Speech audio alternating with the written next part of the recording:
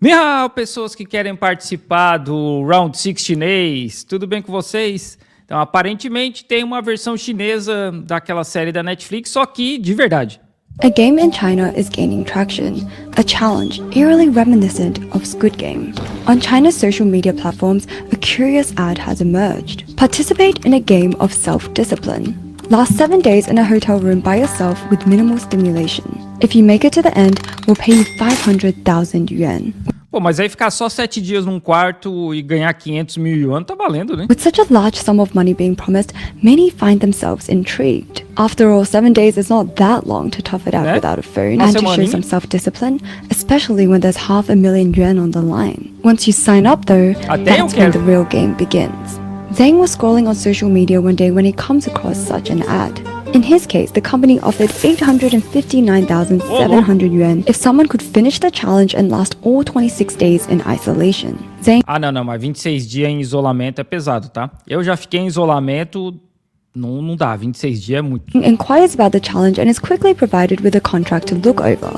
The organizing company will provide him with a hotel room, which he must stay in to complete the game. He will be filmed the whole time. His face must always be visible on camera. He is not allowed any social interaction, though Zhang is allowed to bring some forms of entertainment, such as his phone. But there are strict limitations on how long he can use it each day. He will be fed meals 3 times a day, and his payout is staggered. If he can last in the room for 24 hours, he is rewarded with 600 yuan. If he lasts 3 days, the reward balloons to 6,600 yuan. 5 days, 26,000 yuan. 10 days, 86,000, and so on. Let me put this payout into perspective as well. The median income in China is around 26,800 yuan per month. Nossa, 26 mil yuan por mês é muito dinheiro na China, tá? As pessoas não ganham isso tudo, não. Sim, ela tá fazendo a média, né? And this organization has just promised if you can sit in a room and do basically nothing for 5 days, you can get someone's monthly salary. Zhang takes a look at the contract and feels pretty good about his odds. Até porque tem muita gente que já vive nessa vida aí, né? Fica trancado no quarto, sei lá quantos dias por semana e não recebe nada. So he signs it, but before he can enter the game, there is a bit of a catch. He has to pay 6,900 yuan to participate. That is quite an upfront payment. O cara tem que pagar pra participar do negócio. Aí não, né? Aí não. But again, if you last just 5 days, you can easily make your money back and more. Within 24 hours of entering the game, Zhang was disqualified. The reason? He made a motion of rubbing his eyes, which covered his face for more than 3 seconds to the... Nossa, não pode cobrir o rosto por mais de 3 segundos? Não, aí não dá, né? Aí não dá, né, cara? Pô. Camera. And so, per the contract, his attempt was over. Zhang was eliminated almost too quickly, but rather than feeling upset, he instead felt confident. Having learned the rules of the game, he signs up for it again, determined not to make the same mistake. Another 6,900 yuan was paid to the organizers, and Zhang this time was careful not to do anything that would obscure his face. He manages to get past the first day with no problem. On the morning of the second day though, he wanted to make his bed, and in doing so, he turned his back to the camera for a moment. And then, because his face was obscured from the camera for more than 3 seconds, he was eliminated. Não, mano, aí já dá pra pegar o esquema, né? É o esquema, não ficou de costa pra câmera, a gente vai te desqualificar. Aí não dá, né, cara? Tá na cara que isso aí é pra tirar dinheiro da galera, né? This time, Zhang felt desperate. He had already sunk 14,000 yuan. He couldn't just leave empty-handed and call it quits. So he decides to borrow money from a friend and enters the game for a 3rd time. This time, he opts for a 10-day game option that pays less at the end, but Zhang believes the shorter duration means he will have a higher chance of... Pera aí, o cara já cavou um buraco, né? O cara já tá no fundo do poço. Aí com o cara devendo 14 mil. Devendo não, ele pagou 14 mil. Aí chega lá no fundo do poço, ele encontra uma pá e uma escada, né? A escada para sair e a pá para cavar, né? Aí ele pensa, não, já tô aqui no fundo do poço, o que é cavar um pouco mais para mim, né? Aí ele pega dinheiro emprestado para participar de novo. Success. Zhang is even more careful as he enters the now familiar hotel room for the 3rd time. But he is not careful enough.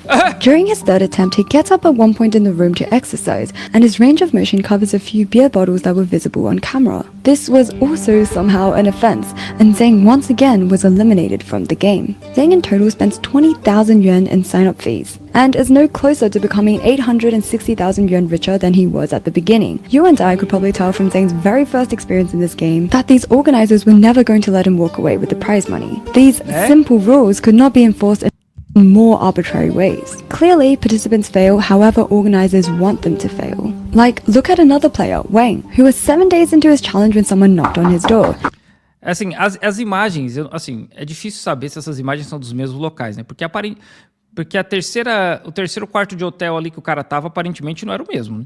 He didn't know who it was, so he replied with a, and he was immediately disqualified for having social interaction with another person. Or another player who paid 8,888 yuan in sign-up fees, which ironically is a number thought to bring fortune in Chinese, only to waste 17 days of their life in isolation before they were told that they had failed the game. The reason? They picked their nose, and it broke the rule for carrying out indecent behavior. Ah, é esquema, né? Pô, mano. É esquema. No começo eu até achei que era tipo a galera querendo fazer sei lá, um Big Brother de alguma coisa pra ver a galera se estressando dentro dos quartos de hotel. Mas é esquema, né? É esquema. Tu paga e eles inventam uma regra aleatória. Ah, tu cutucou o nariz, isso é indecente e já era. Ah, mano, aí não dá, né? After being eliminated on such unreasonable terms, you would expect these players to be angry, to feel scammed. So why do we see participants like Zhang choosing to go back to the game again and again? There's a crucial detail I left out when I first introduced you guys to Zhang. You see, not only was Zhang unemployed at the time of entering the game, he also had debt on his shoulders. To be able to pay off this debt, and fast, the promise of almost 1 million yuan was enough for him to continuously enter a game that was rigged against him. Então o cara já estava devendo dinheiro, ele gastou mais dinheiro e perdeu. This game is not about finding individuals who have strong self-discipline, who are able to prove they can last days in a room with little stimulation. It's about attracting players who are naive enough to think this is a fair game, and exploiting those desperate enough to play again. From the participation fee to the massive reward promised, the self-discipline challenge is really a gambling game in disguise. The risk-reward structure to the challenge is exactly what you'd expect from gambling. You place a bet, the registration fee, and hope you walk out with a huge sum in reward. You understand that the odds are stacked against you after your first time failing. Yet the game taps into cognitive biases like the sunk cost fallacy, commonly seen in gambling, and also in Zhang's case, where he felt like he already sunk so much money from the sign-up fees that he had no choice but to keep returning to the game in hopes of making up his losses. Targets are also often in rough situations, such as owing debt, so they're likely to see these big cash rewards as a viable way to get them out of a bad situation. Mas assim, vamos ser um pouco mais céticos aqui, né? Ela mostrou um monte de imagem aleatória e ela mostrou uns papéis ali aleatórios, né? Não dá nem pra saber se esse vídeo é real. Eu não conheço essa criadora de conteúdo, não faço ideia de onde é que ela é. Eu só vi esse vídeo aqui porque me mandaram. Mas assim, não dá pra dizer que isso tudo é real, né? Ela pode ter pego um monte de imagem aleatória na internet, ter escrito um texto, e é isso aí, ó, Squid Game chinês. As opposed to realizing it's a trap that only makes everything worse. This psychology compels players to rush into the game, often neglecting a crucial part of the process, signing the contract, the very document organizers fall back on when determining what led to a failed attempt. What you're seeing now are real pictures of a contract that was signed by a player who entered a 45-day isolation or 48 dias, maluco. Self-discipline challenge. And look how vaguely worded their rules are. Like Rule 5, Party B shall not make any loud noises during the challenge and shall not affect other challengers. Otherwise, the challenge will be deemed a failure. You know what? I wouldn't be surprised if a participant let out a fart and the organizers were like, yeah, pack it up, that was a real ripper, you're Não pode fazer barulho muito alto. Aí o cara solta uma bomba lá, solta um peidão, já era, né? out. Or Rule 7. If Party B feels physically unwell or has adverse mental reactions during the challenge or behaves in an unusual manner, it will be deemed that he or she is not suitable for the challenge and Party A has the right to terminate the challenge. If it wasn't for the fact that these organizers were putting participants in detrimental situations like isolating themselves for 45 days, I might actually think they cared. And again, look how open to interpretation the phrase behaving in an unusual manner is. Oh my god, they're pouring milk first and then cereal? That's criminal. I want them gone. Então, é tipo isso aí, né? Ah, botou o arroz por cima do feijão, sabe? Terms are so easily exploited and the contract is riddled with them. Instead of putting yourself through 45 days for nothing, Ai, gente, ela não é AI, tá? could you actually use that time and leave with something more valuable than money? Like, There's also another aspect of this game that I want to bring your attention to. Take a look at a specific detail in this contract. It outlines that participants aren't able to Não pode fumar, não pode beber, não pode apagar as luzes, não pode encostar em nenhum interruptor. turn off the lights at all for the whole 45-day duration of their challenge. Now, keep this detail in mind. I know we just went through a bunch of words on paper as we examined this contract, but when you really think about this challenge and what it asks of you, 45 days in isolation, it can have very destructive emotional, physical, and mental consequences for individuals that go through with it. Eu já fiquei 21 dias em isolamento, gente. Não é saudável, não. Pra mente mesmo, não é mesmo, cara. We, as humans, are not built to sustain long periods of isolation. Jake Weddle, one of Mr. Beast's ex-employees, undertook a similar 100-day isolation challenge that thankfully didn't go through to the end. He opens up in an interview on how 100 dias, this cara. period of isolation really affected him, with the damage still being felt even after the whole challenge was over. The pitch is 100 days in solitary confinement, and by the end of it, after 30 days, you're going to get $300,000 because it's $10,000 a day. It's a familiar pitch so far, right? So, what was the actual experience like? The lights are on me all the time. I wasn't sleeping. I could not sleep, and I have insomnia problems now. But they might have started there. I had good people looking out for me. I had a lot of good people looking out for me saying, this we gotta stop. So I just wanted to turn the lights off. And I'm vocalizing to people, I wish the lights would turn off. And I go up to my friend, my good friend. And I go, they're not turning the lights off. He goes, what? That's a war crime. É tortura, né? Se faz tortura dessa forma, né? Deixa a luz acesa pra pessoa não poder dormir. É uma forma de tortura. We're not allowed to do that to terrorists. Oh, good. 24 hours breaking the Geneva Convention, I guess, is what we're doing. I wanted to include Jake's experience in here because I think it provides another layer to consider when looking at these challenges. Professor Gunway warns that players who intend to commit fully to these month-long isolation challenges are likely to experience heightened levels of Parece que ela faz vídeo ASMR, né? Porque ela fica falando assim perto do microfone de uma forma, né?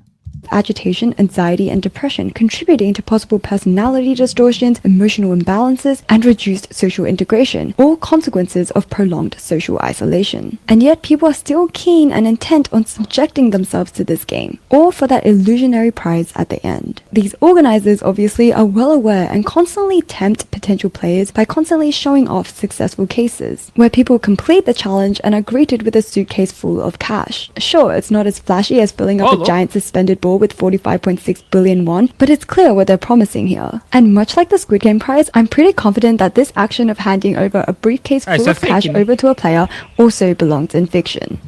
É fake, né? Eles pegam um conhecido ali, olha, você venceu, toma aqui a sua mala cheia de dinheiro, e no fim é um amigo do cara. Primo, without a doubt, the worst part of all of this is, once players realize they've been scammed, it's the people who can afford the loss that are the ones to walk away. The people who need that money the most are the ones that are being bled dry. In a different post, this organizer attempts to flaunt their ethical contracts and shows different participants signing it as they ask them, are we like your typical scammy company that will kick you out if you rub your eyes or pick your nose? Before the participant always answers back with a no. But what really caught my attention was this question. Right after they ask where the participant comes from, they follow up with, why are you here? And all the respondents I've seen so far answer with the same thing, debt. This exploitation is especially striking when you see the business model from the organizer's point of view. A staff member reveals to a journalist from Hunan TV that in the last 9 days, they had 20 players come through their doors to play the game. Each paid 9,000 yuan in sign-up fees. So in 9 days, this organization made 1,800,000 yuan. And to date, the staff member remarks,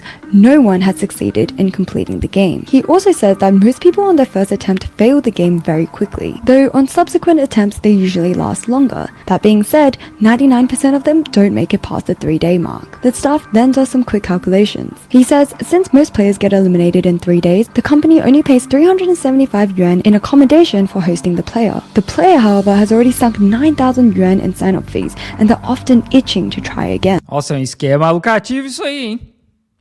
Ô, louco. He then adds, some people get knocked out in as quick as 15 minutes. That's 8.8k of profit in 15 minutes. And they Pô, eu tô no emprego errado.